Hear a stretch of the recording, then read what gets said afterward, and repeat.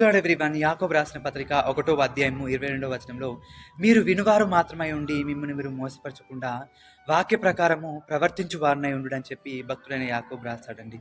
చాలామంది ఎలా ఉంటారంటే దేవుని వాక్యం ఎంతో ఇష్టంగా వింటుంటారు. కానీ ఆ విన్న వాక్యం అనుసరించి ప్రవర్తించి జీవించేవారుగా మాత్రం ఉండరండి. అలాంటి వారు దేవుని వాక్యం విని మర్చిపోయేవారు తన సహజ ముఖంను అద్దంలో చూసుకొని అప్పుడే మర్చిపోయే మనిషిని పోలిన వారిగా ఉన్నారని చాలా మంది వాళ్ళ ముఖం అద్దంలో చూసుకొని బయటికి వెళ్ళి వెంటనే ఎవరినైనా చూసి అయ్యో నేను ఇలా ఉన్నానే అని చెప్పి వెంటనే మర్చిపోయేవారిగా ఉంటారండి. అదేవిధంగా ఎవరైతే దేవుని వాక్యం విని మర్చిపోతారో వారు కూడా ఇలానే ఉంటారని చెప్పి దేవుని వాక్యం సెలవిస్తుంది. కాబట్టి దేవుని వాక్యం విని దాన్ని అనుసరించి ప్రవర్తించి జీవించిన వారమైతే మనము దేవుని వాక్యము విన్నా వ్యర్థమేనండి. కాబట్టి మనము దేవుని వాక్యము విని మర్చిపోయే వారిగా కాకుండా దాన్ని అనుసరించి జీవించేవారుగా జీవించడానికి ప్రయత్నిద్దాం. అట్టి కృప దేవుడు మనందరికీ దయచేయును గాక. ఆమేన్. హల్లెలూయా.